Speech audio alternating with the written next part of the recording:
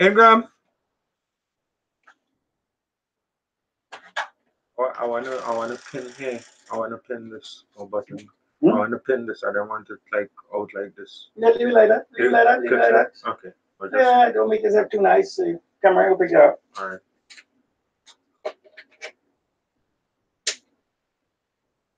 I think you had to open the door. Yeah, you open the door. Yeah. Right. Right. They're good. They're good.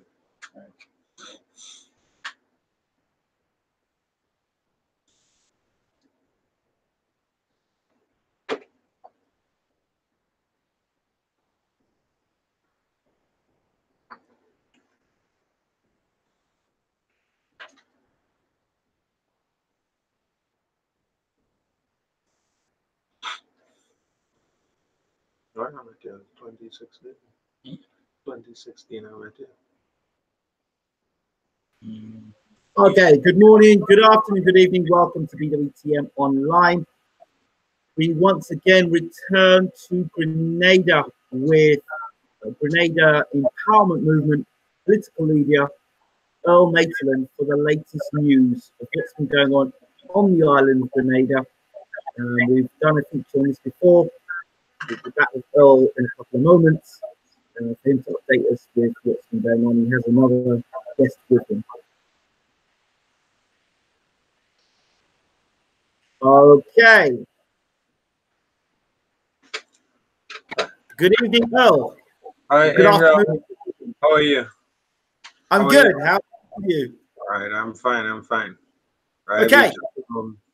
So had tell a, us what's been going on. we just had a bit of rain. It was actually hot over the last couple of weeks. We're currently in the dry season. Yes. Uh, there have been laws that have been passed to ensure that persons do not use water excessively, or um, so basically what has happened is that there have been persons who, although it's dry season and the water actually is scarce at the moment, they have been washing down their vehicles with hose and everything like that.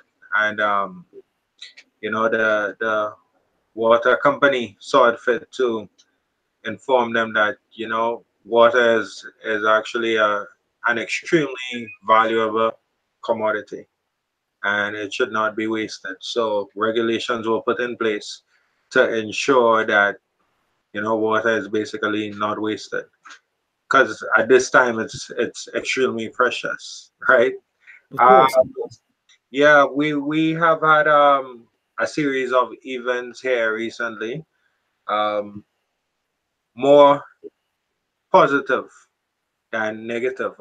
Just recently, yesterday, the Grenada Kidney Foundation had started a next series of promotion for kidney illnesses and prevention, cures, and everything. They held a forum in the Central Business District yesterday from 8 o'clock to 3 o'clock. Right?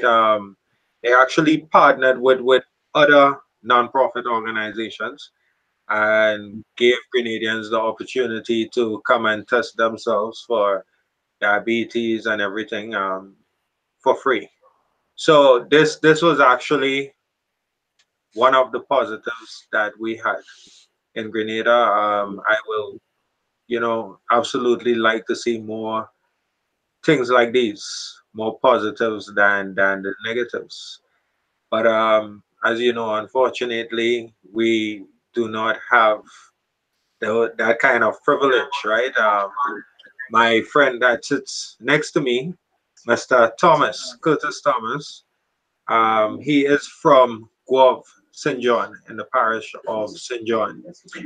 And he has been a victim of police brutality from almost a decade now. Almost a decade. His struggle has been really hard. It has been real. It has been intense. He has gone to many persons many offices, many statutory bodies, many non-governmental organizations trying to ensure that he does get justice, that his rights will be honored as a citizen of Grenada. Unfortunately, he has been refused those rights um, that he is entitled to. He has been refused those rights. Um, Most recently, however, he has had, what I would like to say, one of the first victories since his struggle has begun.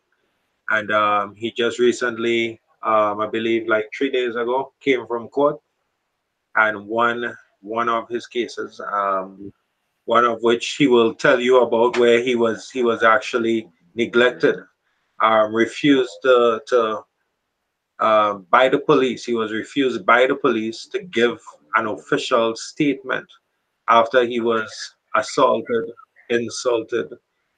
His property was damaged, and this is something that has been happening with Mr. Thomas for, as I said, almost I believe over a decade.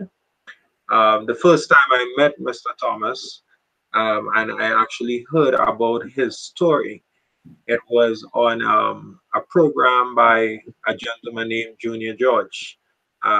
It's called Ride Along. It is widely viewed by Grenadians locally and abroad. And the things that I heard Mr. Thomas alleged um, raised many concerns, and they were not incredible, because I am aware of the deficiencies that we do have in the Royal Grenada Police Force. And one of the reasons why these deficiencies exist is because the persons in charge do not follow the police regulations as we do have them in Grenada, right? According to the police regulations, Regulation 32 and Regulation 33, these are disciplinary measures that must be taken when police officers actually break the laws. Um, and there are many different things, many different types of disciplines that are mandated by the said law. For instance, an officer could be suspended or demoted. He could be imprisoned, he could be fined, or one or many, right? In many cases, naturally in Grenada right now, it is the norm to actually sweep the injustices under the rug. Although we do have what persons will refer to as an internal affairs department in the Royal Grenada Police Force, which goes by the name Community Relations Department. Although we do have that, um, based on my experience, they are very limited in the authority that they have. Um, if, for instance, one report should be made to the Community Relations Department concerning a superintendent or an assistant superintendent or even the commissioner of police, where one would believe that they have been unjustly treated or that their rights would have been violated, or any part of the police regulations has been breached, one would be told that the highest rank in the community relations department is that of inspector. And according to how the structure is in Grenada, an inspector cannot investigate or discipline one that is of higher rank. And here lies the problem, right? If one was to go to the Public Service Commission, who is responsible, according to the laws of Grenada, responsible for disciplining and firing officers above the rank of sergeant, right? One would be told by the Public Service Commission that they, in order to make a complaint, they will have to be a public servant themselves. And even in doing so, if one is a public servant, nothing is done, right? The report will be swept under the rug, as in many different departments. A person is actually, um, the suggestion is made by the Public Service Commission on many occasions, that persons, the normal average tax-paying citizen, should go to the ombudsman's office, and the ombudsman's office only has the right to issue a letter of recommendation or write a letter to the deficient body, public body that has violated one's rights. And due to this, Mr. Thomas, for many years, almost a decade now, has been suffering. He has been wrongfully detained. Um, his property has been destroyed by a neighboring gentleman. He has been treated so unfairly that it brings a lot of questions as to why this continues to happen. I believe in 2013, and Mr. Thomas will correct me if I'm wrong, in 2013, um, three police officers entered the home of Mr. Thomas illegally. Um, Now, I say illegally because they did not have a warrant from the court to enter the property of Mr. Thomas, nor did they have reasonable cause to enter the property of Mr. Thomas. Persons may wonder, um, how is it possible that a police could enter somewhere illegally? Now, as citizens, as taxpayers, as human beings, we have a right to privacy. We have a right to protect our homes and our families and everything. The court has to issue a warrant, just as we see on the TV shows. It's not just based on fiction, but this is based on reality where officers actually do need permission. They do not have that privilege unless they see something happening or a crime being committed. So in 2013, Mr. Thomas will tell the very unfortunate events that he has faced with the police. But in 2013, not only did the officers enter the dwelling home of Mr. Thomas illegally, but they also knocked him out unconscious, and when he woke, he actually woke to kicks and cuffs, blows from the officers. These are officers of the Royal Grenada Police Force. This was done in front of the family of Mr. Thomas, his wife, and his daughter and son as well, right? Grandchildren. No, and grandchildren as well. Now, one wonders, why is it that there is so much hatred for police or so much dislike for the police in Grenada? And I'll speak specifically to Grenada because this is what we're dealing with.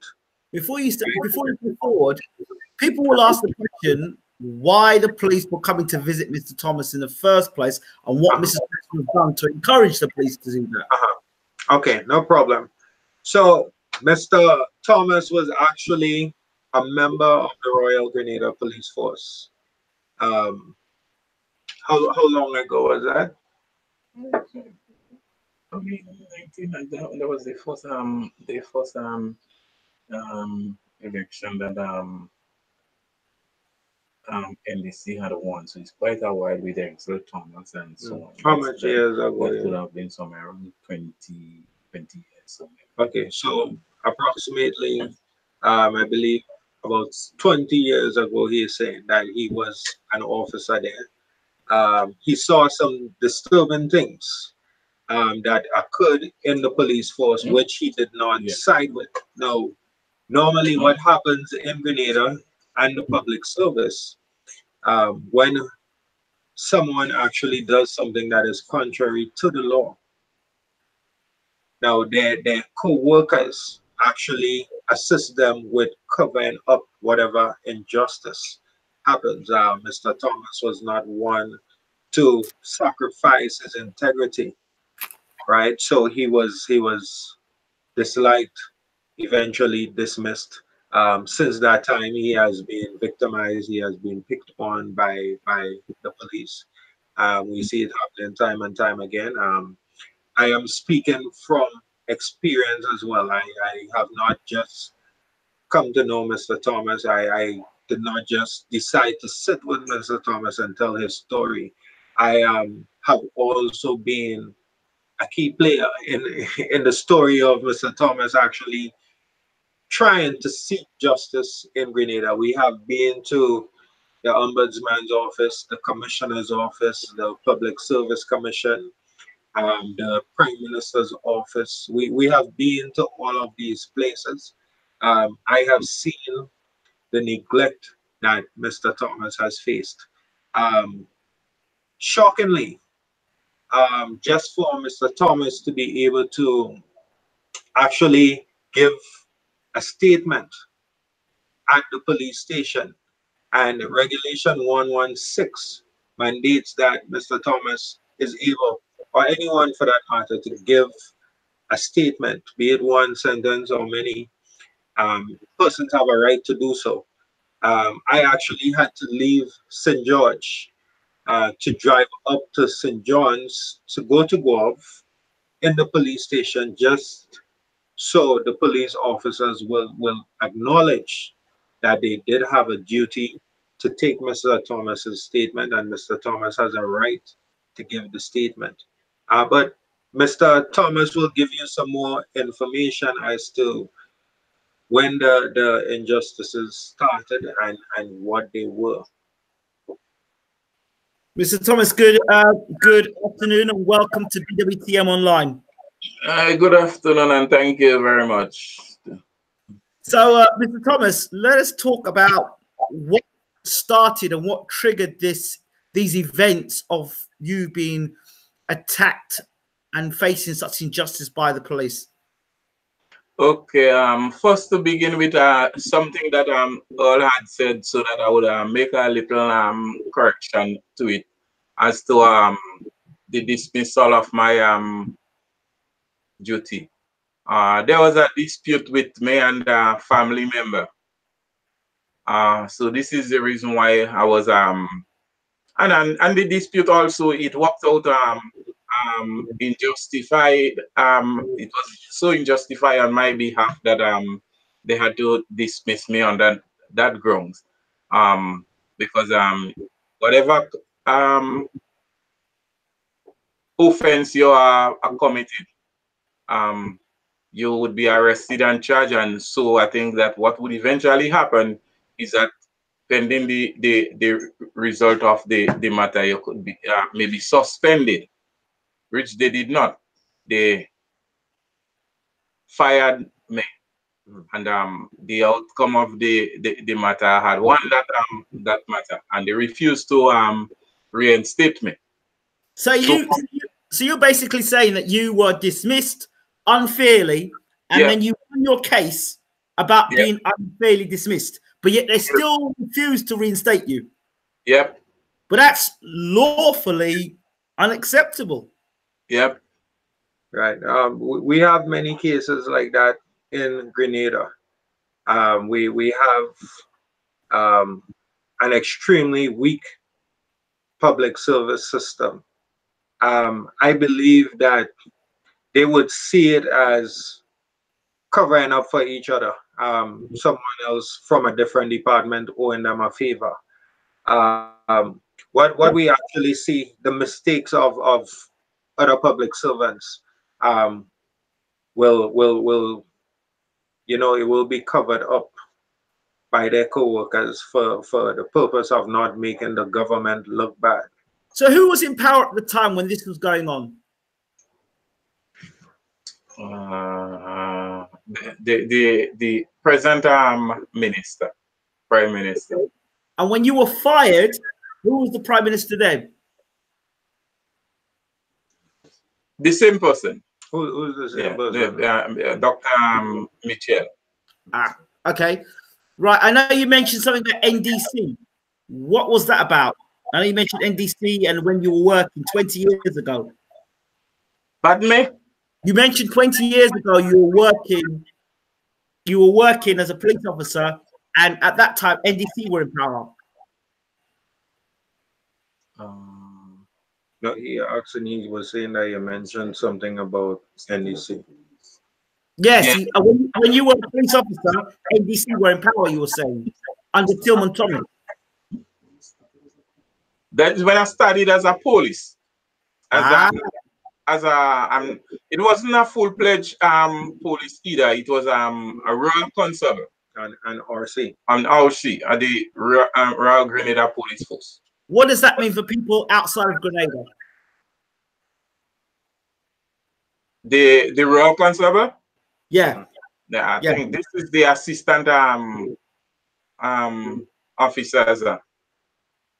So basically like the assistant to the constable to the regular police officers. Yeah. You were assistant. Normally we have the RCs in Grenada. They actually like do the driving and things like that. Yes. Right. Yeah. Okay. Go ahead. So go ahead. Yeah, and so as a result of the refusal of the reinstatement to lawyers also involved, you know, in not fighting matters against the people who try to be reinstated that was falsely dismissed, you know. So the lawyers too does not do a very good job on those fields, you know. And so after that, I've been neglected, and there that problem started. Whenever things happen and I go to make report to the station, they don't pay me no mind, you know. And there was one of the officers that I went there to make a complaint.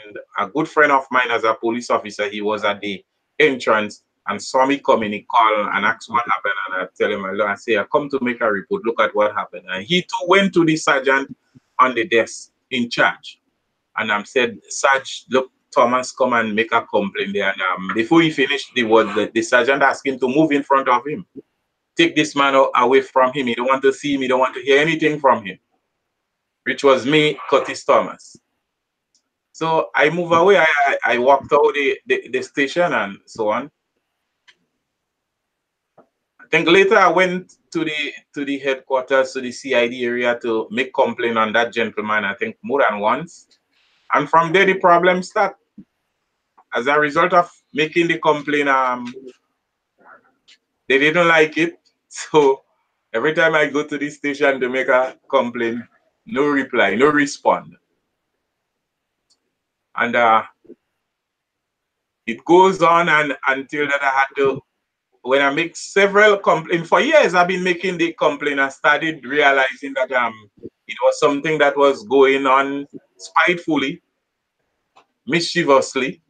I said, I get tired. It's not going to go back to the station to make any complaint, you know. When I stop, he continue getting worse and worse. But nevertheless, the family members, friends tell me to continue making the complaints and so on. I started facing a situation again with animals as a farmer, because I'm a farmer also.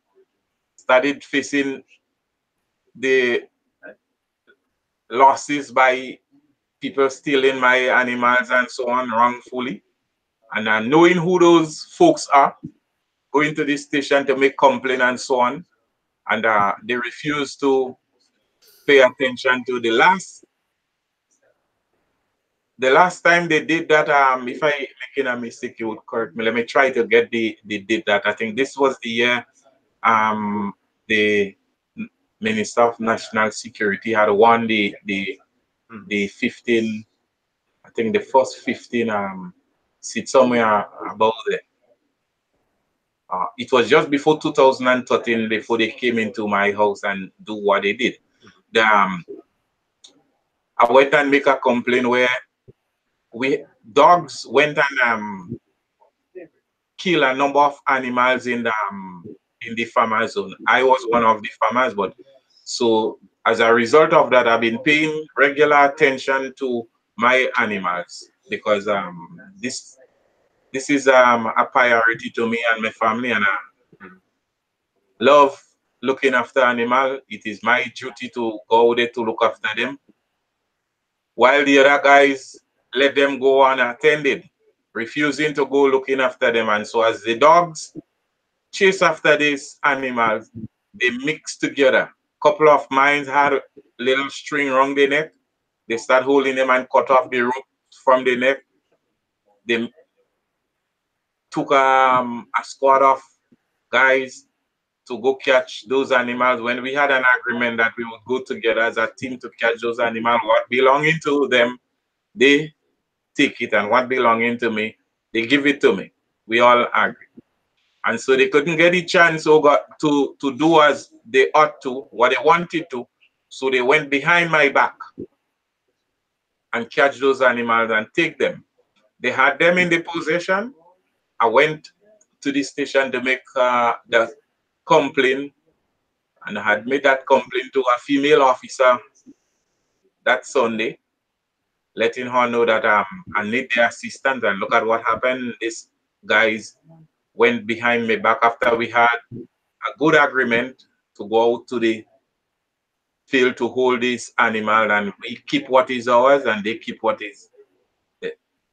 And they refuse to show up. So the guys continue to rip me off. Couple of them where I walk in doing my farming every morning, there were mangoes in the land. Those animals is not being properly attended, so coming into the land to feed and so on, distressing me. Peppers that I've planted, watered all through the dry season. Manure, when they have peppers and so on, bearing trees. The goats eat down everything, not even my dollar that I could have making this thing. Report it to them. They refuse to come to see what happened. They refuse to pay attention, refuse to notify the owners, so on. So I started getting frustrated over this matter. But one day I happened to hold a couple of them that came in the land. I had at least around 2 or 3 more before I made the announcement that I have them. And the gentleman knew that I was going to hold the animal. He went searching and so on, and he saw that I had 2 tied, you know. So he went to the station and made his complaint, and immediately they was on me. They came home to find me. And then so the gentleman identified himself, and he said that someone had made a complaint, a report that I have animal in my flock belonging to them. And I said to the officer, I said, yes, officer, I have animal in my flock belonging to the gentleman. But please ask him if he bring my own for me, please, and the compensation for the damage that was done in the done by his animal in the plantation. And he said, he asked me if I had went and made the complaint. I say on several occasions, but nobody paying me no mind. I continue making reports and nobody paying me no mind. I say, what they do is that every time someone else made a complaint on me, immediately forthwith days on me, just as they did this very said morning. And he said, man, give the man his animal, you know. I say, well, let's take a walk to the area to see the damage, the distress. I say, I don't have a problem giving him his animal because I don't want his animal, but he must bring my own for me and pay me the damage that was done. And on the way going up, it ended up in a little confusion. So they decided it's not going to go again, and they turned the way back and refused to go and attend to me seeing what was done and so on. You know? So before you go further, the confusion, what was the confusion? Because people want to know what the confusion was. Yeah, well, on the way up, going to see what was taking place, I was explaining to them the number of complaints that I had made to the gentleman, and to keep his animal tie. I said, and whatever compensation he wants to give to me, I tell him I don't need his compensation. And I'm forever telling him in one of the hierarchy in the first mom present, I told him, I bring him, I went with him, went in front of her as a witness, said I don't want his compensation. I don't want nothing from them. What I want him to do is to keep his animal tied to avoid the animal coming and distress me, you know. So I don't need what he have. I don't want what he have. Just keep his animal away from distressing me. And so he agreed, and that he was going to pay me anytime after. I didn't bother with him, but I went on my way going up. I started explaining those situations to the officers, and I said that they had made a team and went and robbed all my animals and refused to give it up. In so saying, he turned around and he said to me that a lie, I is the one that steal his goat and I have it tied. I got upset, you know. I got upset and I turned back. So as I turned back, he run off and I run out the road, and I picked up a stone, you know, and I stand with a stone in my hand and I shake my head and I tell him, ask him, I say, why you all doing me this thing? I say, I'm not doing you all this thing. I say, you come animal kept running after years. I kept some in my flock. I send you notice to come and collect it. You come to collect it. Why you all doing me these things? Because I don't do you all those things, you know? So as a result of that, they refused us to go and see what take place in the land. And so this is where it went there. We went back. So what we seeing here, Ingram, this is one of the things that we discussed last week. Now, when persons are unfairly treated and they receive no justice from the authoritarians, particularly the Royal Grenada Police Force, now that person, the victim, is now forced to feel like there is no other option but to take justice into their own hands, right? The frustrations are real. Or into his own hand or stone. Pardon? I said into his own hand or stone. Yes, that is correct. That is correct. You know, and this is what has happened with Curtis. So just to summarize what he's saying, he, as a farmer, and this is what he was using to sustain the family, right? Planted his crops and everything. He had his animals. Someone else's animals came into his property and ate those peppers, those fruits, everything, right?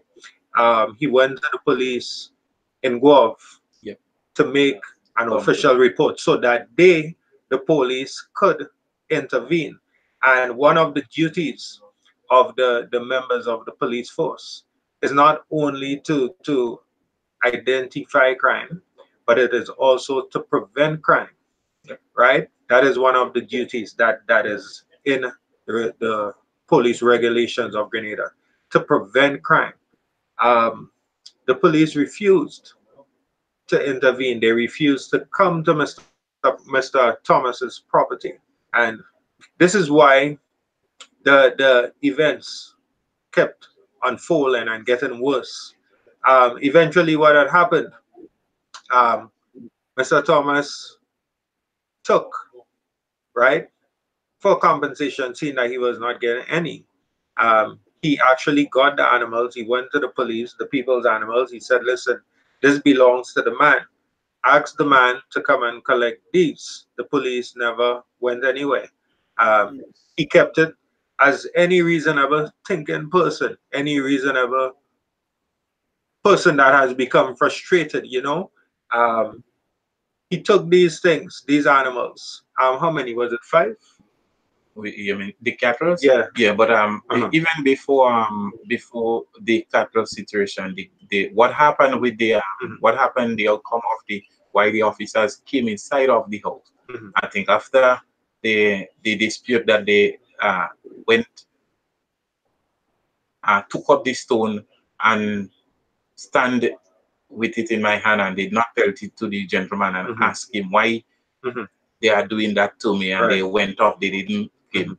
I think is as a result of that, as far as what I understand, they came back on the 24th of March 2013 and came inside of the house to fight with me, beat me up, knock me out, go unconscious, break down the chairs and so on inside of my house. When the officers, when my daughter go to lock the door, the officers push and press the lock, pull down her towel around her and let her expose. She have to rush, go back to the room to get herself clothed and so on. This is where I had faced this thing, because the officer, I stood on the step on that day, very day, a Sunday afternoon, sharpening a cocoa knife, getting ready to go to cut and pull down vines and so on for my animal to eat and so on. And while there, notice a vehicle stop in the gap, you know. No mark, no mark on the vehicle, and a couple of guys on the vehicle with ordinary clothes, you know. 2 guys jump off from the vehicle and step down in the air and said, "Good afternoon" to me, one of the gentleman that was in front, and I said, "Good afternoon." And he said he come to have a word with me. Where I was sitting on the step, I said, "Speak, I'm listening." So his reply is like, "Speak, you're listening?" I said, "Yes, speak, I'm listening." You know, where I was sitting, I have a cutlass on the back, laying on the step, on the back of me. And when he said, "Speak, I'm listening," again, I said, "Yes, speak, I'm listening," because he said, "You cannot stay that far so to speak to me." I simply turned around and I took up the cutlass in the back of me. I go up the step and I head for the kitchen, and the gentleman called again and he said, "You want to speak to me?" I said, "I just hear you said you want to speak to me," and I said, "Speak, I'm listening," and you refuse to. Now let me just button for a bit. I want people to get a clear picture of what happened on that afternoon. Now, Curtis, I'm going to just ask him a few questions so people can understand. The people that came to speak to you, right? Were those people in uniform, police uniform? No. Were they in police and identified or marked police vehicle? No mark on the vehicle either. Did they identify themselves as being on police business? No, at all. Right. So Ingram, what we have here, it's some rogue behavior. Yes, exactly.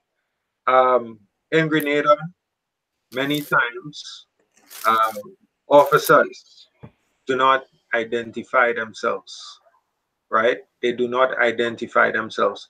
In fact, we have at times around Carnival, Christmas, around the times when we have to renew the license for vehicles, we have many roadblocks, traffic blocks by police officers. We actually have individuals in all black at times, all black, with tams on their heads like gangsters, with long guns, standing not only in the roads but in the bushes at times, walking up to persons, right, intimidating them, not identifying themselves, and this leaves a really bad stain for the officers that actually do their jobs properly. Now, one encounter I had that was pleased with the officer. I was coming from St. David's direction, and I got to Red Gate. I was stopped by an older officer who not only identified himself, but he told me exactly what it is they were doing. And he was saying that, you know, there are so many accidents in Grenada. We're just trying to ensure safety. He said his name, the station he was attached to, and everything. He did not come to the vehicle with guns out. You know, personally speaking, if I am approached by someone in all black with a tap and a gun out, I'm flagged down or stopped, I will continue driving because I will be scared for my life. You know, we have gangsters in this world.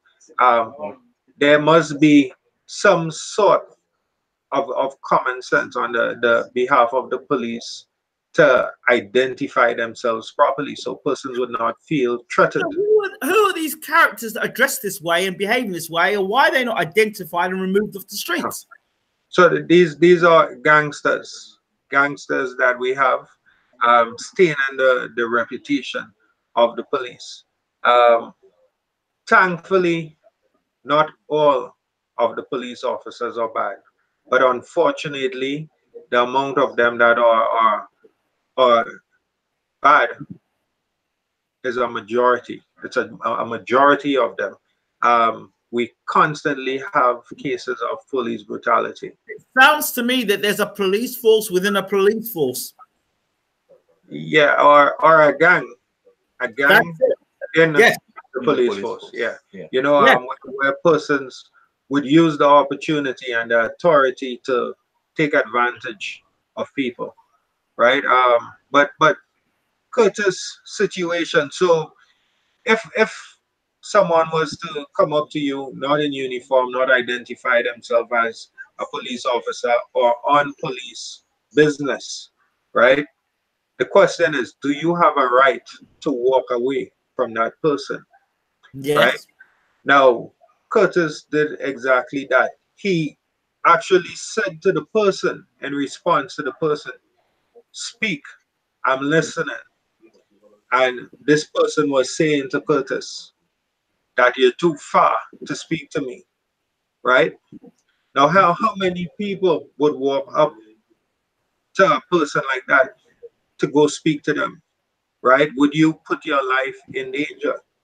Now, when Curtis left the step where he was sitting on his property in his house, he entered his house, right? And the man that came to speak to him actually came up to the house, entered his yard, came up to the house, did not identify themselves, did not say, look, we have a warrant to search your property or we have a warrant for your arrest or anything like this. They actually pulled open the door, right? The door you have is Yes. two pieces. Two pieces. Ingram, you know those doors? Yeah. Right. So he has two pieces. They pulled open the top, right? And just rushed into the house. No, Uh-huh. before they rushed into he pull the piece of door, and I asked him to leave my place, you know, and I hold the door and pull it back, and he pull out his pistol, you know. Yeah, he pull out his pistol and select wrong, you know, and so the same time I said to my daughter, you know, otherwise I said, oh, this is the way you want to come and act in people's place to shoot and kill people in their place, you know. So I asked my daughter to get me my phone so I could make a call. Mhm.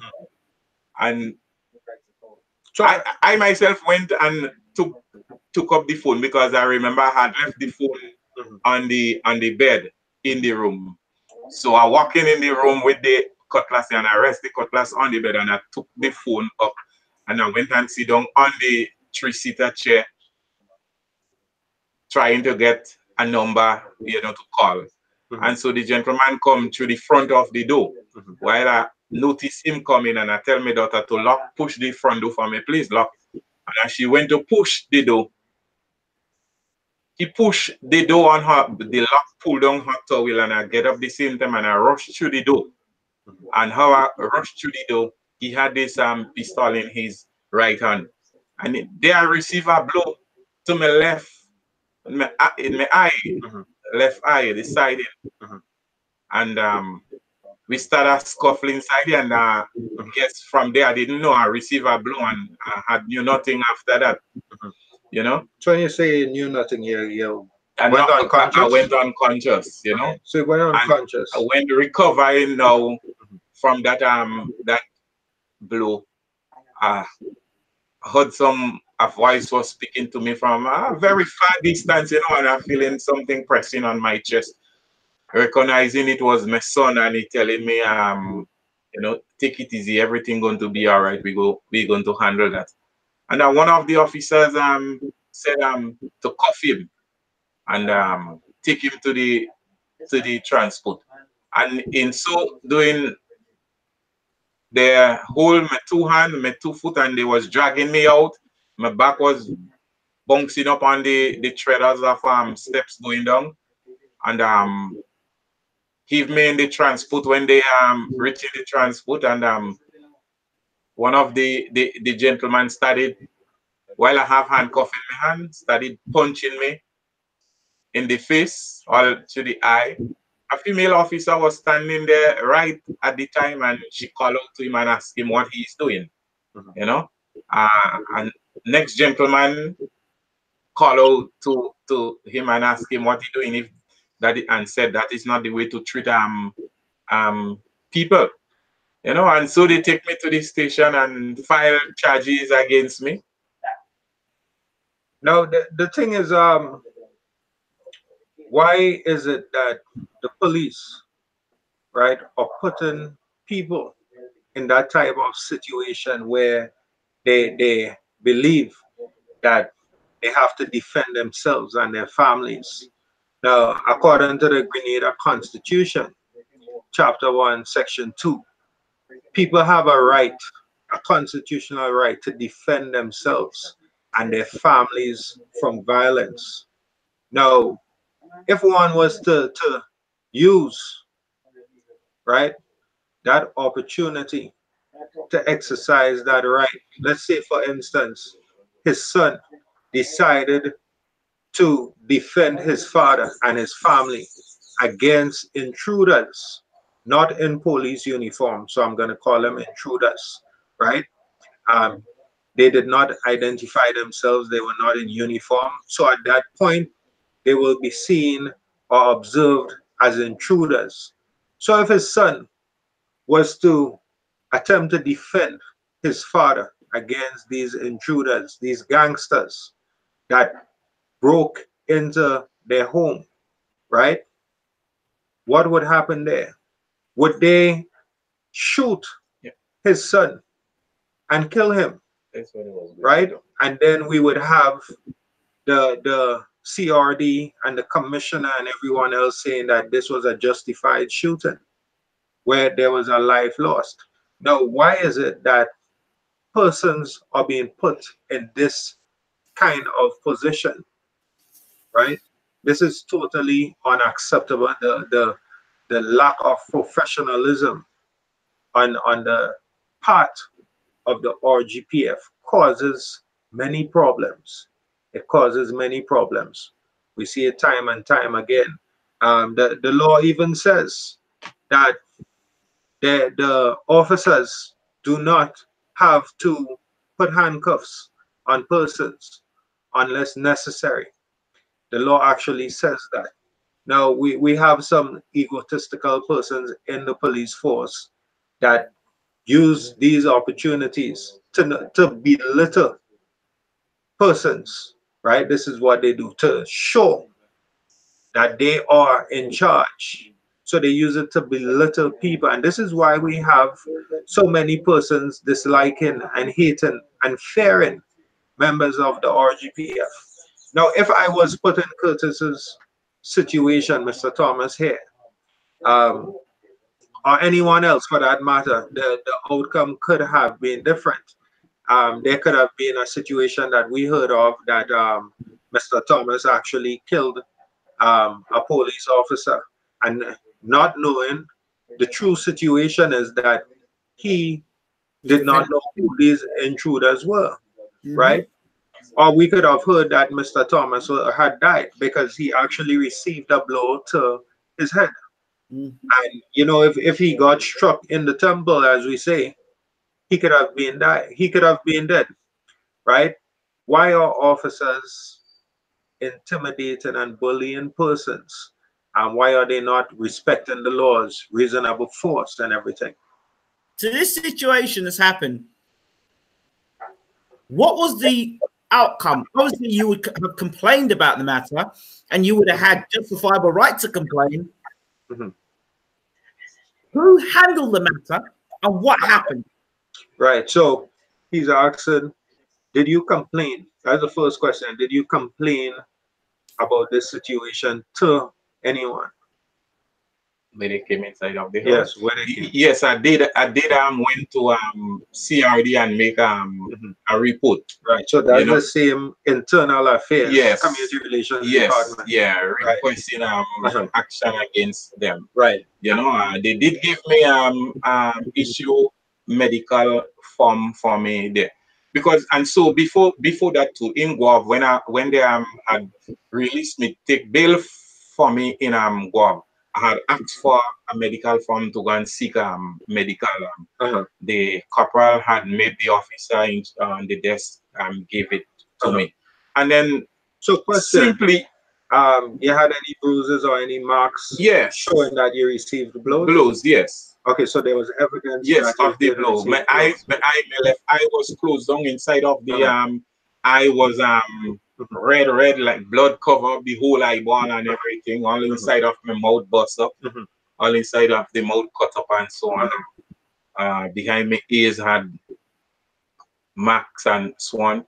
Kicks, all pain and bumps all over my back and so on, because I guess when I was unconscious, the family told me that they was kicking me up, you know, and the family, especially the wife, even when they take me to the transport, asking why you are doing him this thing, kicking him up, and you know, so so as a result of that too, they also had promised, you know, because they scare the family also by this thing, to go back to arrest the family, you know, to keep the family silent in order that they had to come to solve my weakness, you know, is a serious threat. And all up to now, the family is scared over this thing. So the medical form did not, they had took the medical form away from Ingram. So I went the Tuesday to go in CRD to get it. They gave it to me, and I went to the medical station to seek medical. Right, for the viewers, right? The medical form that was issued to you by the police, right? Yeah. Did you go to a medical facility or a medical practitioner, a doctor, and get the form filled out? Yes, I went to the doctor. And what did you do with the form after seeing the doctor? Yeah, well, what I did is that I photocopy the form, and bring back the original for them, and I keep. Okay, so you gave that to the police. Yes, and I keep the photocopies. So he gave the medical form to the police. So there was sufficient evidence to show that there was force used, right? At that point, there should be an investigation, right? Seeing that force was used. The swelling of the eye, the face, whatever the case is, there was no doubt that force was used. The question is, was the force justifiable? Did anything happen after that? No, after it did the report, it handed over the medical form. That's what they want to know. Anything happened after that? No, they didn't do anything. No action was taken, you know, on my behalf towards that thing. What I do remember is that I was not home. They sent a female officer to to visit based on the information that they was getting and knowing that the folks who went in the house, they hearing that it was illegal, you know. They send people and the officer noticed. Yes, go on. Let me. Now, the names of the officers that did what they did. Did you get their names? Who they were? Could you identify who these people were? I did not know them at the time, but I have my family, my son knew who those folks were because he actually used to be in the station, be around with them. So his son used to volunteer at the police station, assisting the police. Curtis' son, right? Yeah, my son. Curtis' son is how old is Sean? Sean is about 26. Right, he's about 26 now. Somewhere. Right, so he used to volunteer with the officers, assisting them. The thing is, even though the statement was given up to as recent as last year, Curtis and I, Mr. Thomas and I, we went to the Ombudsman's office and made yet again another official complaint about the injustices that he faced. The Ombudsman informed Mr. Thomas and I that they wrote to the Royal Grenada Police Force, as the law only allows them to write to persons. They wrote to the Royal Grenada Police Force, and in response of the claims Mr. Thomas made, the Royal Grenada Police Force responded saying that they received no complaints from Mr. Thomas, which was you know, absolutely disturbing. It was, it was really sad seeing that Mr. Thomas and I made numerous reports at the Gov station, at the CRD, the Community Relations Department, at the Commissioner's office.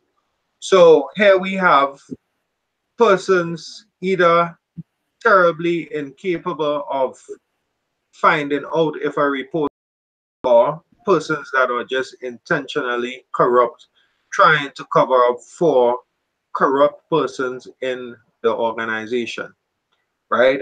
And I do believe that it is the latter that I stated. It's just some corrupt individuals trying to pretend that there is no corruption within the police force. We contacted the Governor General, seeing that Mr. Thomas and I contacted the Minister of National Security, that's Keith Mitchell, who's unfortunately the Prime Minister of Grenada. We contacted the Prime Minister's office. We received no response. Mr. Thomas was called in by the head of security, Mr. Cletus St. Paul. He was promised that something would be done. That's correct, right? To date, nothing has been done. I believe it has been over a year now since we contacted the Prime Minister's office. He received no calls or no justice. We contacted the Governor General. Curtis was one of the persons that I went down to the Governor General's residence with at Point Salines, close to the airport. And we actually went to her property, to the state's property. Sorry, I'm not sure why I'm saying her property. So we went to the state's property where the Governor General resides. And we were told by a police officer that is guarding her that she will contact us. We were told on many occasions by the Secretary of the Governor General, that a call will be returned. You know what? You know what? You know what? To be honest, it's time you take your video camera with you and take the video camera and put these people on camera and film these people. It's gone beyond the joke now, because the system does not work. The system is terribly flawed. terribly flawed. But it's time to bring a camera so people can see these people in action. You film these people. Because if you're not going to do your job, then we have to do the job instead. Yeah, so this you know, this is what we're facing in Grenada. Um, once there was once I actually walked into the Ministry of Labor and I placed my cellular phone on my lap, and I was told by the permanent secretary, who was actually scared. She was asking me if I was recording what was happening, you know, and I said to her that, you know, once you intend to do your job and do it without bias, you should not worry about me recording you. You know, that level of fear, that evidence of fear that I saw says a lot about her intentions, right? As Miss Lima Frederick, who is still the permanent secretary in the Ministry of Labor. Um, you know, Curtis, the situation he is facing, it's terrible. The situation with the animals that he kept for compensation, seeing that the police force refused to do their duties. He was charged. They charge you for theft, right? Yeah. Right. They charged him for theft. They said that he stole the animals. They brought him to court. Even hearing the circumstances, which were just explained, and presenting evidence and everything that look, he tried going to the police force to get assistance and he was refused. Even after all of this was said, he was eventually convicted. Um, and Convicted.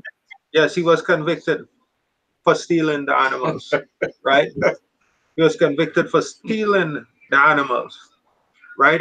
He was fined $8,000, $8,300, right? $8,300. This is the court system that we have in Grenada. This is what we have in Grenada, where victims um, who are frustrated, who have no options, or convicted, they are convicted by the court system. After taking into account the reality that Mr. Thomas has been facing, he was convicted.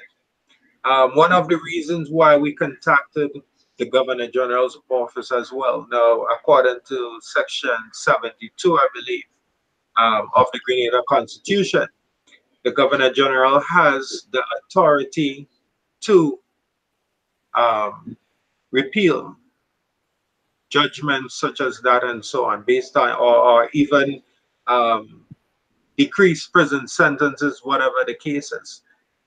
We informed the Governor General's office that we were calling in connection at this point with Mr. Thomas, that we were calling her office in connection with her duties as it relates to the Constitution. To date, the Governor General has not responded. She has not returned any calls, her or anyone from her office. Recently, I called back again, seeing that we have so many victims in Grenada. Um, and I was told by the secretary, the personal assistant of the Governor General, that she did pass on the information, uh, which began 2 years ago. 2 years ago, we're now in 2019. That would be early 2017. And she sounded a bit confused as to why the Governor General did not respond. But I am aware that the Governor General has been appointed by the Prime Minister of Grenada, right? So there is some level of relations, you know. This is actually what I will consider to be a friend trying to help a friend out.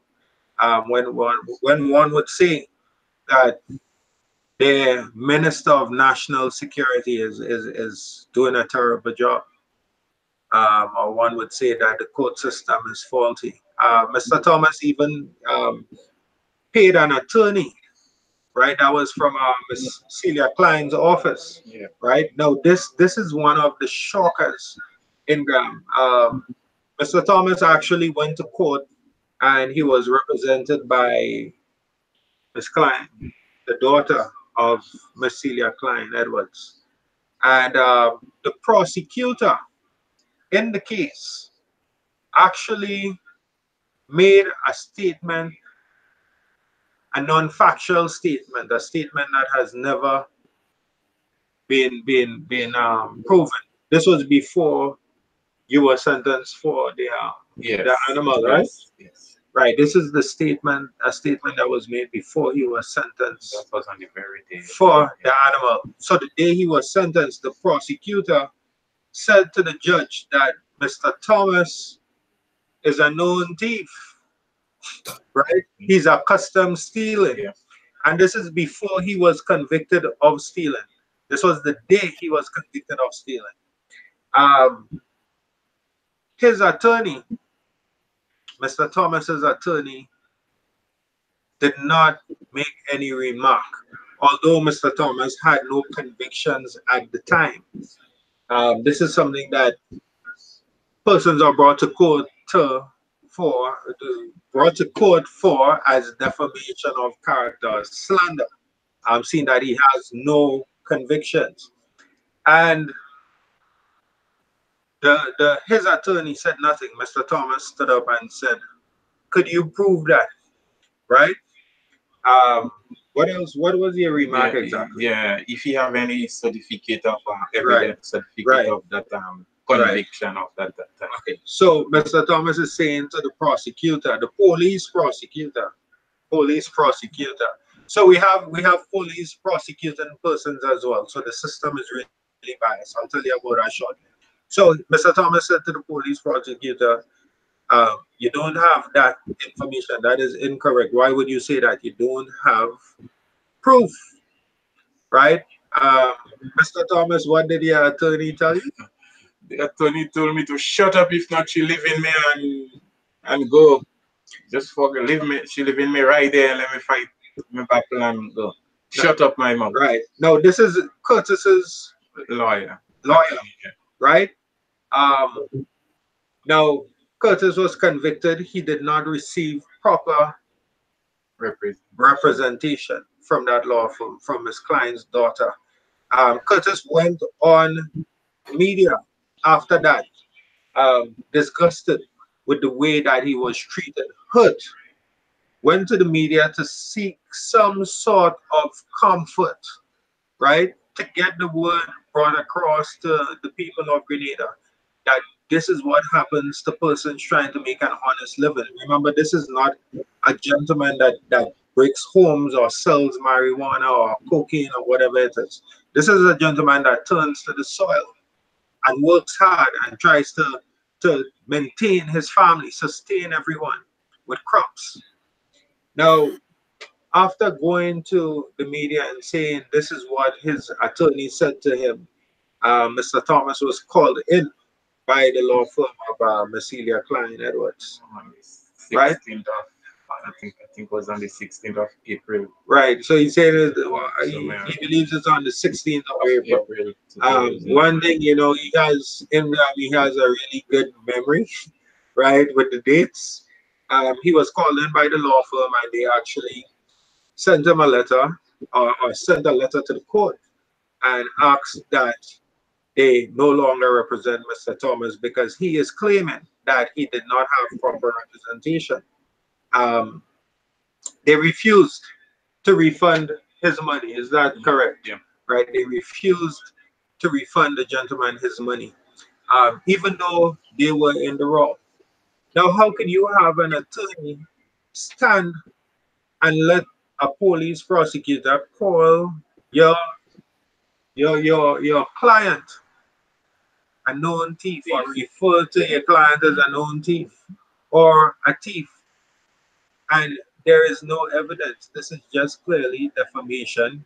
And the lawyer clearly did not represent Mr. Thomas properly by instructing him to shut up and sit down.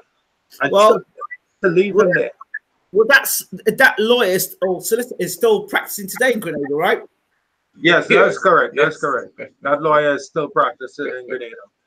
Um, this is the system that we have. So what I'm saying, Ingram, we have uh, the police who are not only police officers or firemen or immigration officers, but they are also prosecutors in the court, right? They are prosecutors. Um, there is no independence in the system, right? These are persons that have trained with other officers that are making arrests and everything. There's no independence, there's clear bias. Imagine we have police officers investigating other police officers. The criteria for becoming an investigative officer in the community relations department, it is very questionable, right? It is very questionable. Persons are just transferred from one department to the next, right? I have seen persons in that said department that have questionable character, right, in the community relations department. So how will it work out in the best interest of our country to have one corrupt individual investigating another corrupt individual? I have been um, practically begging the commissioner, Mr. Winston James, since his time, Mr. Winston James, um, the deputy commissioner, Mr. Prince, Mr. Redhead, Mr. Martin. I've been practically begging, literally begging these individuals, these high-ranking officers, to put cameras in police stations, cameras and mics. Now, I did that since early 2016. In December 2016, I saw a news clip where Mr. James, ex-commissioner, Mr. Winston James, made a statement to the public claiming that very soon body cameras would be placed on officers. Now we have had questionable deaths um, of persons, unarmed persons who were in custody. Remember, we have that case of the missing gentleman since 2013 from the Grand Roy police station. Um, we need cameras to protect persons from these predators, right? Nothing has been done, and this is how it remains to date.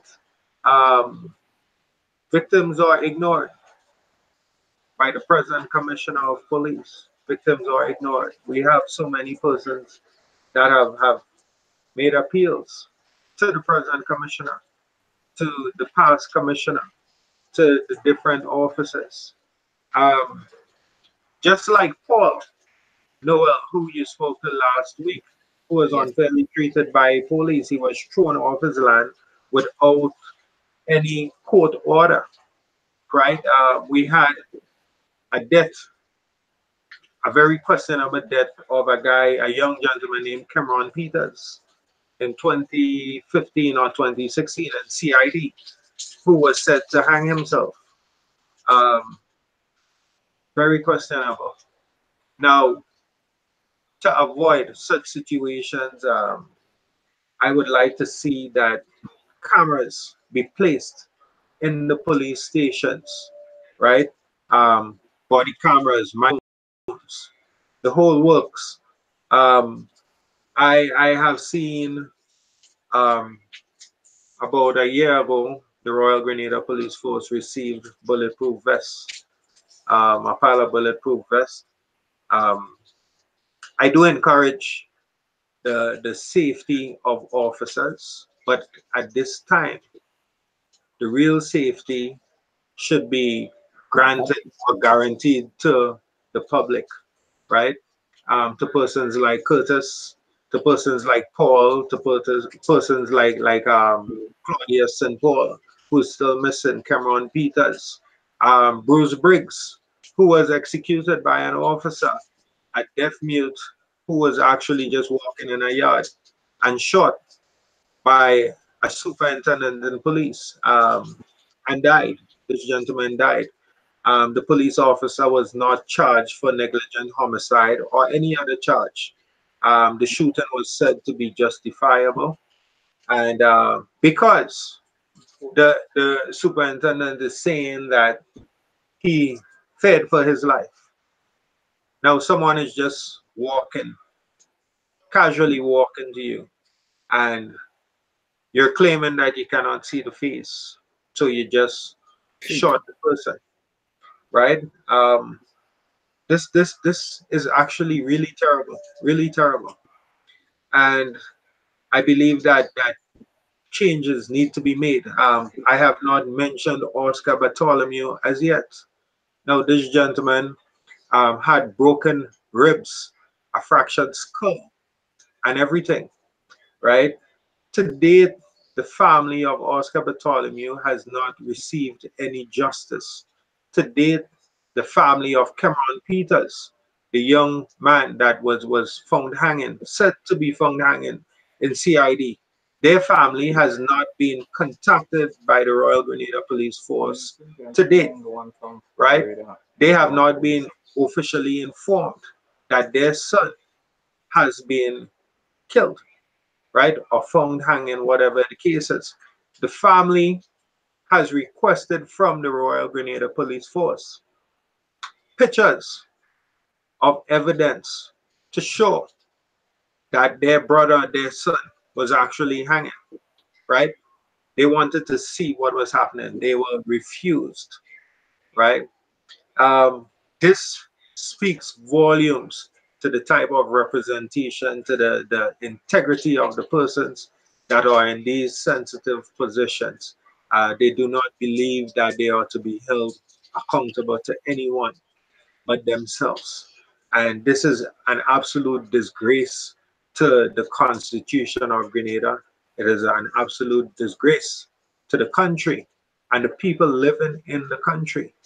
Um, I remember now when I was but a boy, the amount of cases of police brutality that I saw, where persons went to the various newspapers with clippings where they were alleging that they received visible bruises, long bruises, due to police beating them with sticks or slamming their genitals in desk, in drawers of desk, beating them under their feet.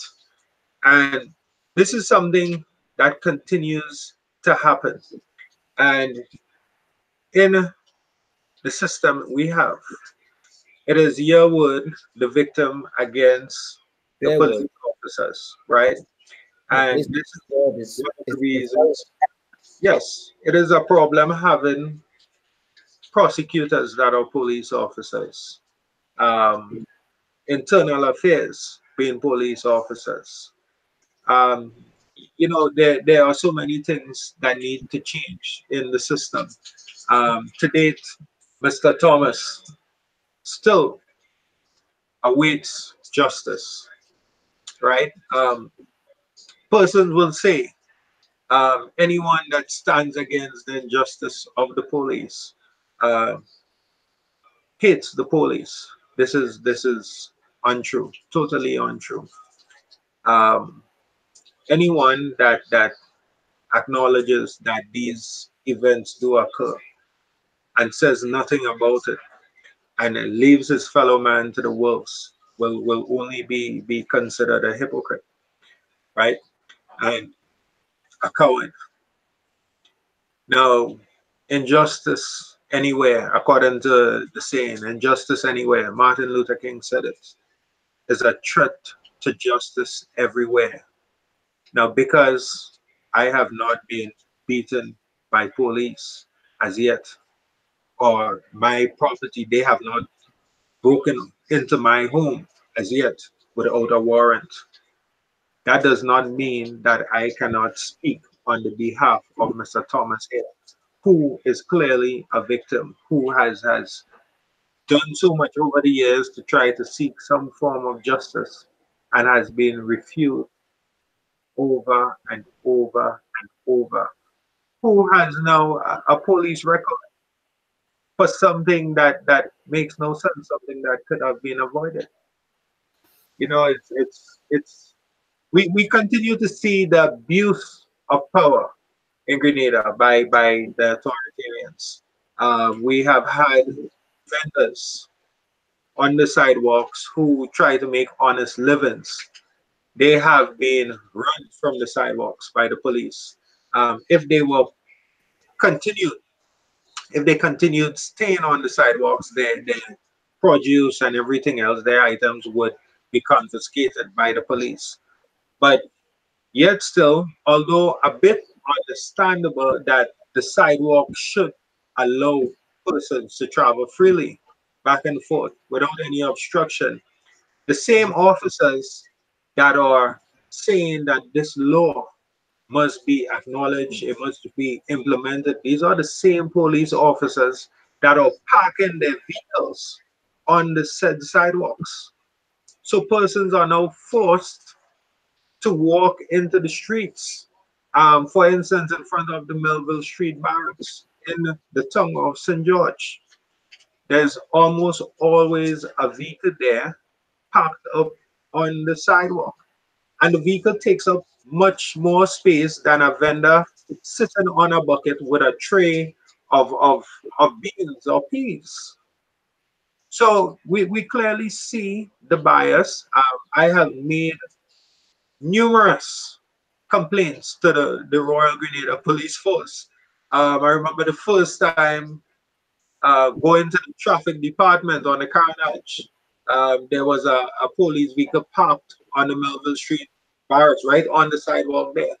I took a video and a picture. I went to the traffic department and I said to the officer that I'd like to make a report. I would like them to tow this vehicle as they would treat other vehicles that are parked in a no parking place or in a place that endangers the lives of a motorist or a pedestrian.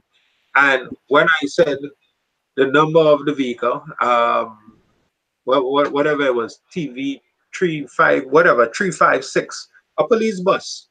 The young lady looked at me like I was crazy, like I had no right to ask that the police follow the laws of our country as well.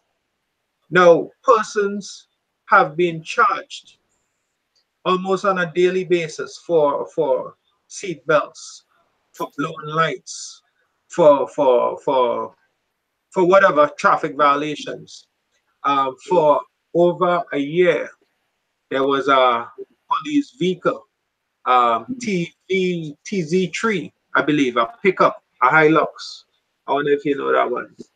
It was driving around the state of Grenada without a left tail light for over a year. Now, I made a report to the police and I said that this is absolutely dangerous. This is not just a blown bulb. This is missing the park light, the reverse light, everything. And what kind of example are our officers setting for us? I actually spoke to the driver of the said vehicle, and he did not see it as an issue. But we have officers doing traffic checks and bringing people to court for tires, for lights, for seat belts, and they're doing the same thing, right? This is crazy. Even I brought some pictures to the commissioner, the deputy commissioner. I believe it was Franklin Redhead. I brought it to. I've had numerous meetings with these officers in the past. I brought some pictures of two police vehicles that were parked right in front of the South St. George police station that had defective tires, where the strings could clearly be shown on the tires. This is something that persons are charged for every day, and nothing was done about it. The officers were not charged. The excuse for the vehicle without the tail light is that someone actually ran into the police vehicle, and that person has no money to pay to get the lights back, the rear light. So this is why they continue to drive it. So I then said to the police, well, does that mean that I can also break the law to seeing that I do not have any money, right? But there's clearly a lot of bias. The entire system needs to be changed. Yes, the entire system. But Mr. Thomas here is evidence, clear evidence of there are so many other victims that we have that have come forward and have been ignored. Um, but I like to use the opportunity to encourage persons to continue speaking, speak for not only for yourself but for the next person and the next person to ensure that these things are prevented, they decrease, right? We would not be able to take out every single corrupt person in the force, but depend on how we handle the situation, how we react, it would either increase or decrease. And I have seen it increasing over the years. Um, I started assisting persons with cases of police brutality since about 5 years, probably more than that now. The laws of Grenada, I want to encourage every person, every viewer to read the laws of Grenada.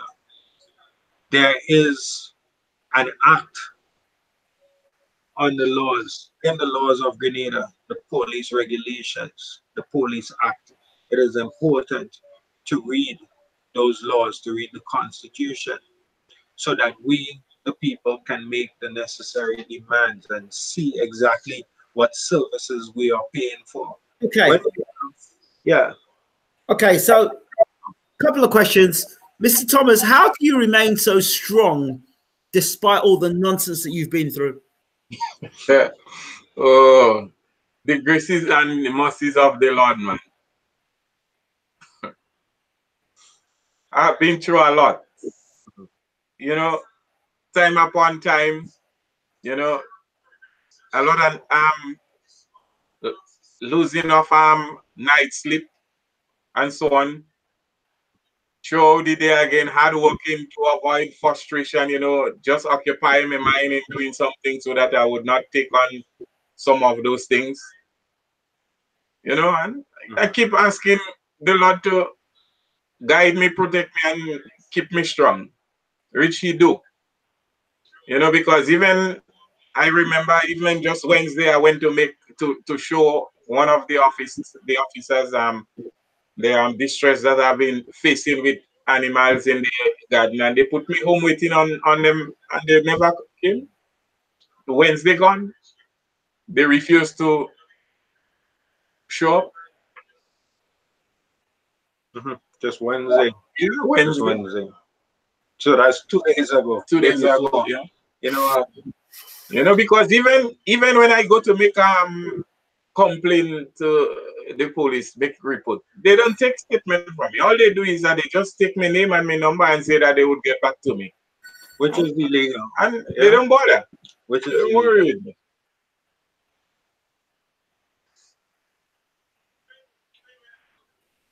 Really, really sad. Really sad. So what about his son who volunteered with the force as well? Well, he was targeted in 2013 as a result of what happened to me at home, and he was a close assistant body to them, and seeing that he didn't like what he have seen. You know, he went up to Surtees juvenile in I think Carnival Monday, and they lock him up for at least roughly about 3 days. 3 days, From Monday. not 48 hours. Yeah, from Monday he spent the whole rest of the time Monday. He spent the rest of the time Tuesday, I think, and they let him off Wednesday evening somewhere around there. As a result of that, but before doing so, they told him, one of the gentlemen told him that he shares next. As he sleepy slide, he's the next one that would be, you know, and they did get after him, you know. So right now, I mean, I myself know how to take care of myself, protect myself, avoid from violence and so on.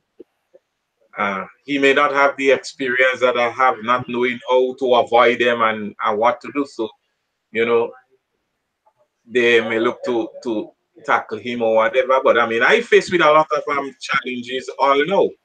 And I keep holding my peace, you know, and keep treading on the right end, you know, because I know what they're looking for and what they want to happen, you know. Wow, it's incredible. So you know these people's names, you know. So how do you conduct your day-to-day life knowing that this has happened to you and you've tried to report it, but it still continues? Well, to be honest, it's something I've been thinking about over and over, because I'm at any point in time, anything serious could happen, knowing that every time I go to make a complaint that nobody pays attention, you know. And I'm a farmer, who I am, always on the run. And one of the things I've been thinking of is that I always have a cutlass in my hand.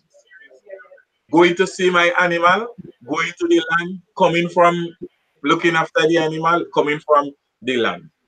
And spitefully, they could attack me. Knowing that I have that cutlass in my hand, use it as an excuse to shoot and say that I had a offensive weapon, you know. But Yes. Now, what you see, Ingram, the thing is, sometime last year, we made so many complaints on behalf of so many official reports on behalf of Mr. Thomas to the police stations, different police stations, including the CRD, um, where we would have presented um, to the police video evidence of one neighbor of Mr. Thomas here, yeah, um, waving a cutlass and threatening to attack Mr. Thomas and his son with the cutlass. Nothing has been done, right? As I said, I actually had to leave St. George and drive to the Gulf police station just to get them to take a report. Mr. Thomas has had to leave Guelph, where he resides, and come to town almost every week just to get the police up there to take a statement. And still nothing has been done. One of his neighbors has gone as so far as to feel uncomfortable. The same one that was waving the cutlass, threatening Mr. Thomas, yeah, has gone so far as to parking on the property that belongs to Mr. Thomas. Now, not only parking on the property, but actually rooting out fig trees, yep, right, that have been planted by Mr. Thomas on his property. Now, this neighbor went on to this gentleman's property and rooted out fig trees that this gentleman planted. So he, the neighbor, could park on that spot that belongs to Mr. Thomas. Mr. Thomas went to the Guelph station again and attempted to make a complaint, attempted to give a report, was seeking assistance. And this was recent. This was in We're in 2019. In May. Last year. Yeah, because I went and Right. made the complaint on the 17th of June. This is the report that we have filed charge against the gentleman, and they blocked the matter. They bring it to statute of limitation. Right. So this is in May 2018 last year. We went up to the property. The police eventually came. Eventually, meaning that they did not come until they decided like they had no choice but to come. Right. We saw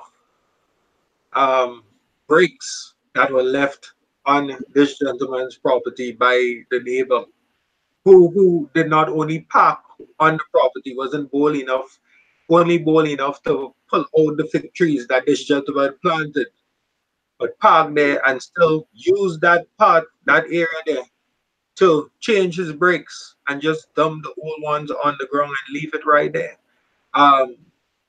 We have been to Inspector Rodney at the Community Relations Department. I believe that this gentleman has tried, but there seems to be a lot of resistance, and I'm not sure exactly why.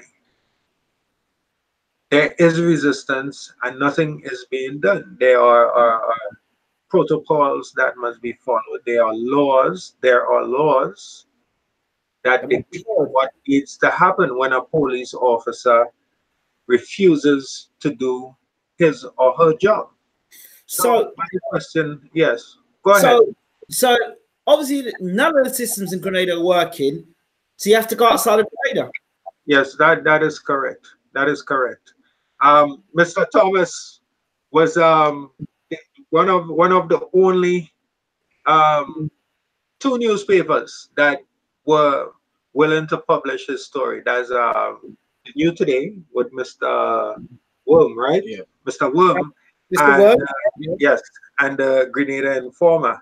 Mr. Thomas went on the media a few times, but then we found out that there were instructions passed on to not allow Mr. Thomas or anyone for that matter to use the media to try to seek some sort of comfort. And notice I say comfort and not justice, because we cannot get justice really going to the media. Who delivered that message? Pardon? Who delivered that message? Which? To the media. Who delivered the message? We were told, for I'll say later on, but Ingram, this is what has happened. This is what we were told by the media. Well, in Paul's case, the same thing. As you would be aware, Paul was also refused. I know at MTV, at Maitland TV, Paul was made aware, and I were made aware that Paul was not allowed to go and use the news, right, where there should be no bias. There has to be so many changes. This is not something that my father would have stood for, right? The influence of the acquaintances of the prime minister, it's extremely great. What about now? What about now Grenada? Now Grenada. You ever been to Now Grenada? I don't think so. Now, this is based on my experience with Now Grenada, I did attempt to inform Now Grenada of deficiencies within the Ministry of Labor. There was some resistance there. I did not personally, due to that, I did not personally bring Mr. Thomas's case to Now Grenada. I brought it to the persons that I was aware would be interested in. And George, talk to me more about George Worm has done. Pardon? George Worm, what has he done? Right. His paper has posted it. We actually staged a protest, a peaceful protest at the Camohon Park, probably in 2017, I believe, or 2018, late 2017, early 2018. Some victims came together, right? So Mr. Thomas was there, of course, his son, who was wrongfully detained. Um, he was there as well, Mr. Paul Noel, Alandre Thomas. There are so many ridiculous stories that you would hear. There's a young man named Alandre Thomas. Thomas, I believe, is his last name, Alandre. He was one of the victims that was there. And he was arrested, charged, and imprisoned, or as they say, placed on remand for a crime that was committed against a female, I believe, an older female. The description that the victim gave is that the perpetrator was tall, slim, and light skinned, right? You follow me, Ingram? Yes, The I'm familiar. description given by the victim was that the perpetrator was tall, slim, and light skinned. Okay. Now, the gentleman that was held by the police and placed on remand is short, dark, and chubby, right? And this is, it's absolutely ridiculous listening to the stories of persons and what they're going through. It's actually, it sounds incredible. But when we go to the courts, we would see what's happening at the courts. We go to the courts, we go to the prisons, we go to the police stations. If you're there long enough and you see they're bringing someone in handcuffs, you'll actually see how they're treating the persons that they detain, right? Curtis just told you that they held his son for 36, Yeah. 36 From Monday- hours, from Monday to- right? And they only have the right to hold a person for 48 hours. And even with that, much advantage has been taken on the police, on the behalf of the police. They would actually pick up persons and just hold them for 48 hours because they are saying they have a right to hold them for 48 hours. Now with this gentleman's case here, Mr. Thomas, he was also told one thing that I did not mention. He was also told by CRD, officers in CRD, after going there for nearly 3 years, almost every week, with myself, accompanying him. At times, other victims accompanying him.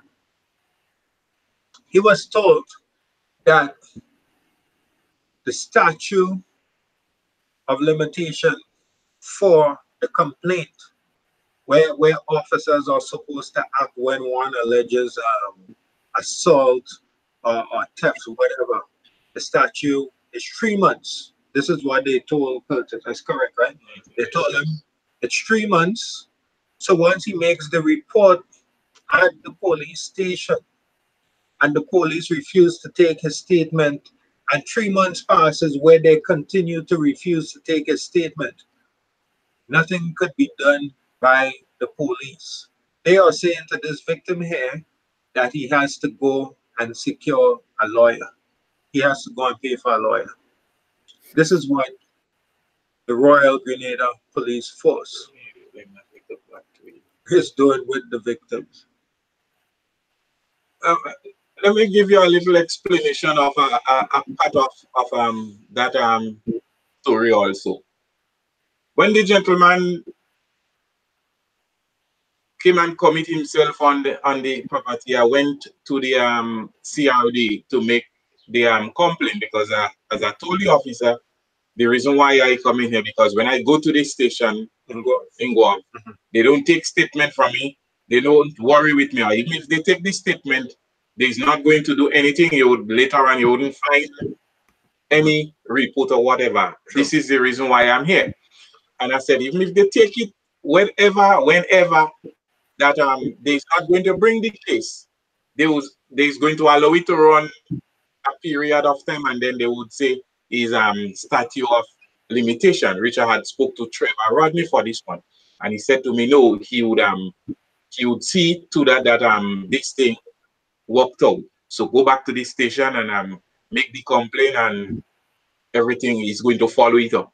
Richard didn't want to, but on the 17th of June, Father's Day, I did went and made the complaint, and this thing is something that ongoing. And it turned out to be statute of limitation.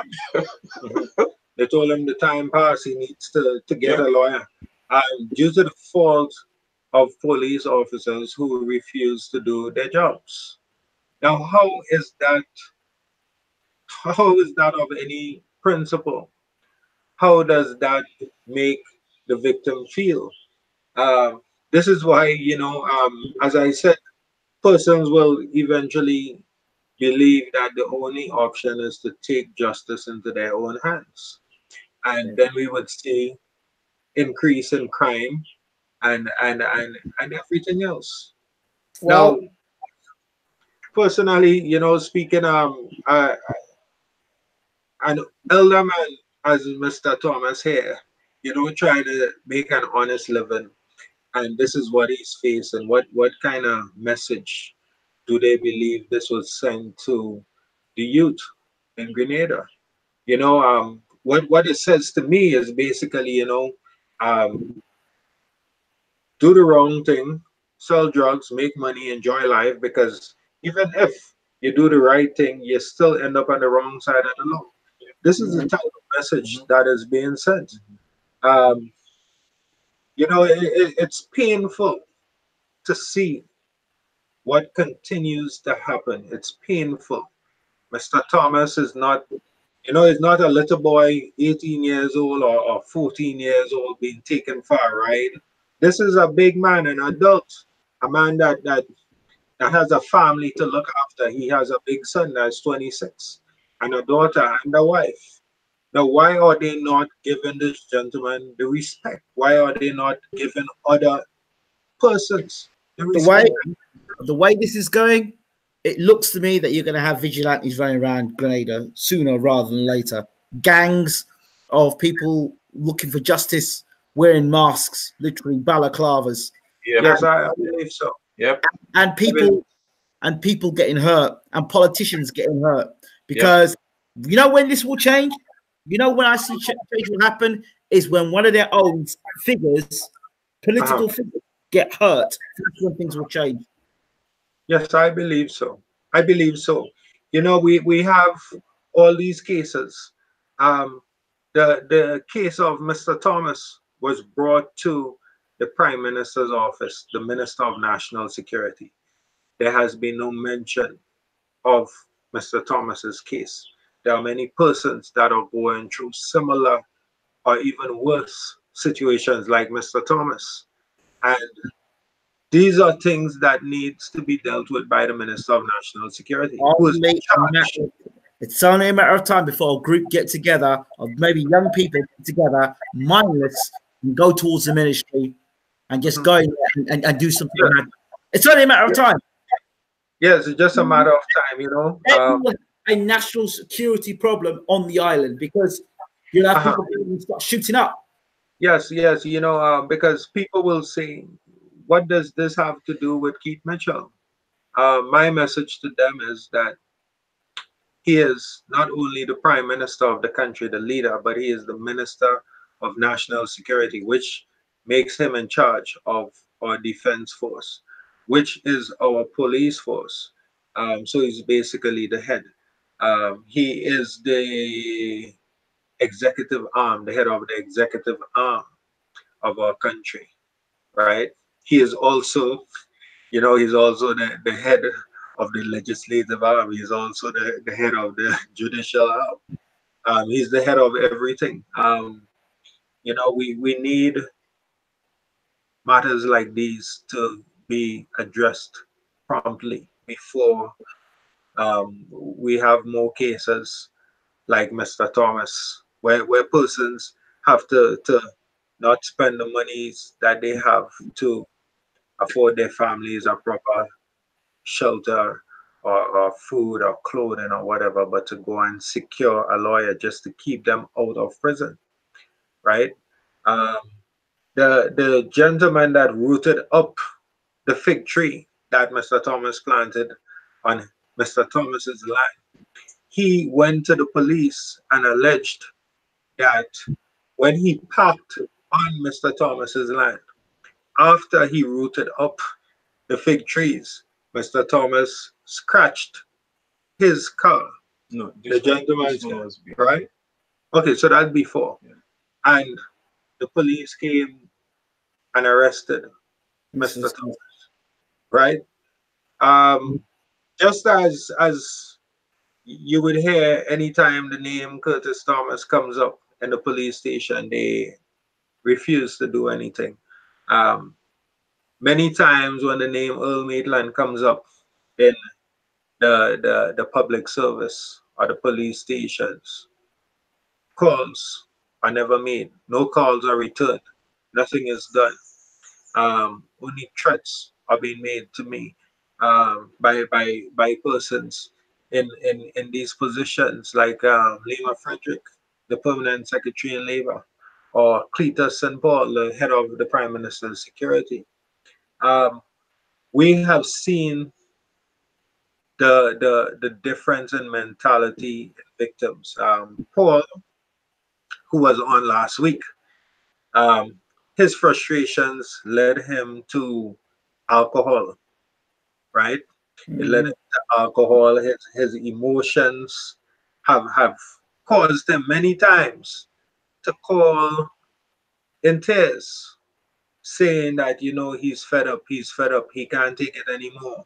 He needs back his land. Why is it that the system that he once served is now treating him like that? Paul is like 56 years old. We had him on last week. Curtis, you know, he seems to be a bit stronger than Paul. He hasn't turned to alcohol. Hopefully, you know, I would not go um, down that. uh, as he said, he would not go down that road. But this is what happens. It damages you.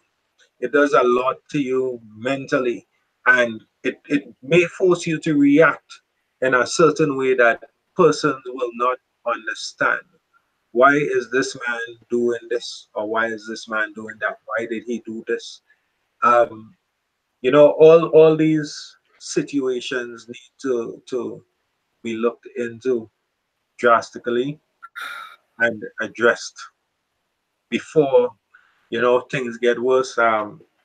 If this continues, Curtis might be saying today that he won't go down that road. But if it continues, because I can only imagine my situation with the Prime Minister and the Ministry of Labor. It has only been for 3 years. It is, at times quite overbearing. But Mr. Thomas has been going through this for like almost a decade, or even longer than that. 20 something. Right. So over a decade, like 20 something years.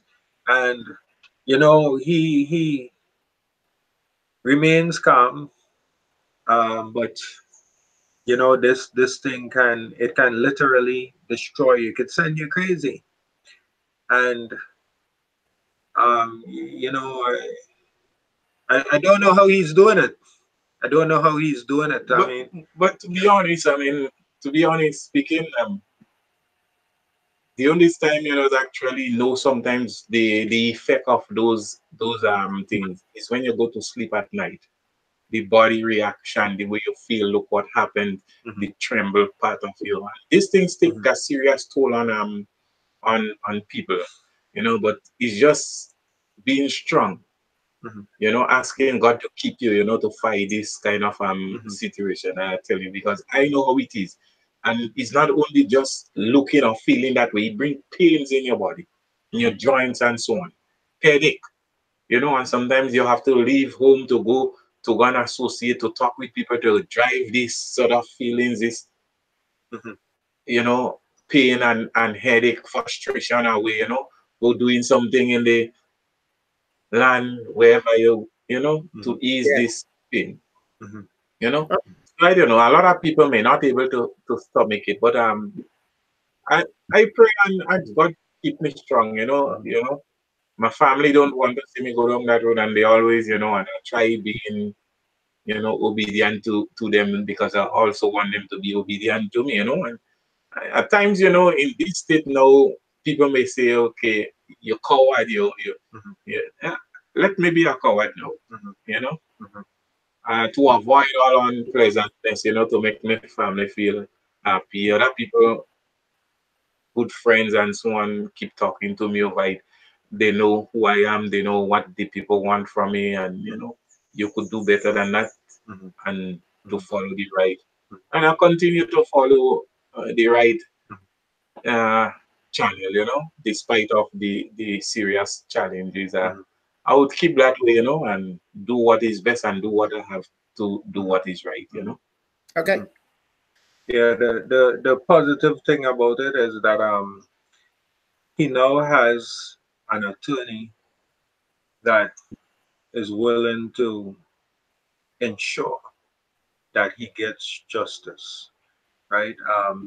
There are many persons, I'm sure there are viewers that have had similar or worse experiences as Mr. Thomas. Um, you can contact via inbox. I'll pass on the information to the attorney. If anyone needs assistance with going to the police, I will be there. Mr. Thomas will be there.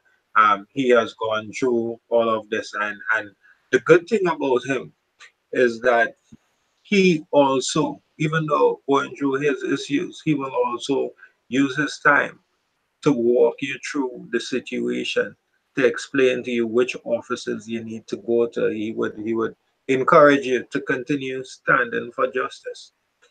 So anyone that's looking on and has any issues with the police or anything like that, you can contact and we will assist free of cost.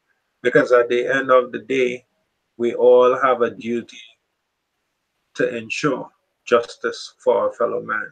So the contact would be The contact is 403-1351, right? A message on Facebook.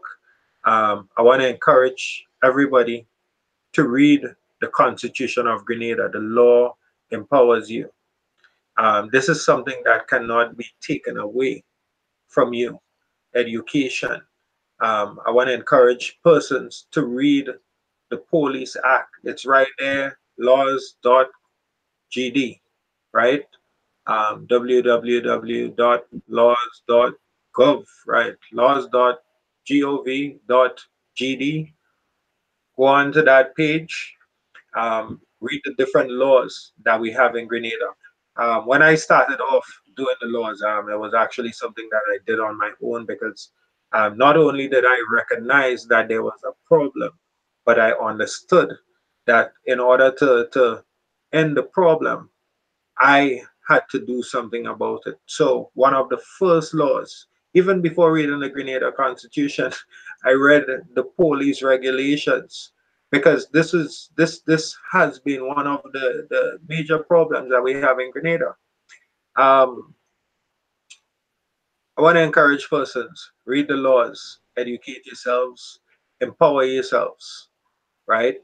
You may be able to speak on the behalf of someone in a situation like this, or you may be able to get someone out of a situation like this, or even prevent a situation like this from happening to you or a friend or a loved one. Don't just wait until it happens to you. time, right? Don't just wait until it happens. About 2 years ago, we had police officers going around with individuals from the Ministry of Health executing pit bulls without warrants, right? You read the laws, you will know what needs to be done. They come to your house, they have to present a warrant, a court order, whatever the case is. They need to identify themselves. Let us make the proper demands, the necessary demands. Let's not just hold the authoritarians a task for a drink or a piece of material, but to respect the laws of our country, to respect the individuals living in our country. Um, this is all, you know, this is all I have to say. Ingram, thank you again for having us. I know the message will get out in England. We do need proper intervention. Seeing that the leader of this country does not acknowledge his duty to most people, especially persons that do not support his motives, right? The situation where Mr. Thomas went to the Prime Minister's office, the Governor General's office, the Public Service Commission, the Ombudsman, the Royal Grenada Police Force, the media, to date, he has still been left in the woods. He's trying to find himself out of the woods. I do believe that with the unity of Grenadians to forget the political affiliations, but check on the humane side of things. In humanity or with humanity, all things are possible, especially with God, right? And this is you know, it's not the end of the story with Curtis, but hopefully when we come back on next time, Curtis will be able to say that, you know, things have changed. The message has gotten to the relevant persons in England or wherever, and they would have intervened and ensure that the rights of persons are being honored in Grenada, because we clearly do not have that support here from the authoritarians. So thank you again for having us. Right. Thank you, guys. Appreciate you all. Once again, Maitland, Earl Maitland, and Mr. Thomas. I appreciate you both. Thank you so much, and we hope that things do change on the island of Grenada. So, thank you for your patience and accommodating me to hear this story, to bring it out to the nation also. You're welcome. You're more than welcome, sir. This has been us at BWTM. Thank you so much for watching. We're out. Take care. Okay, thank you. All right, guys. So we're signing off of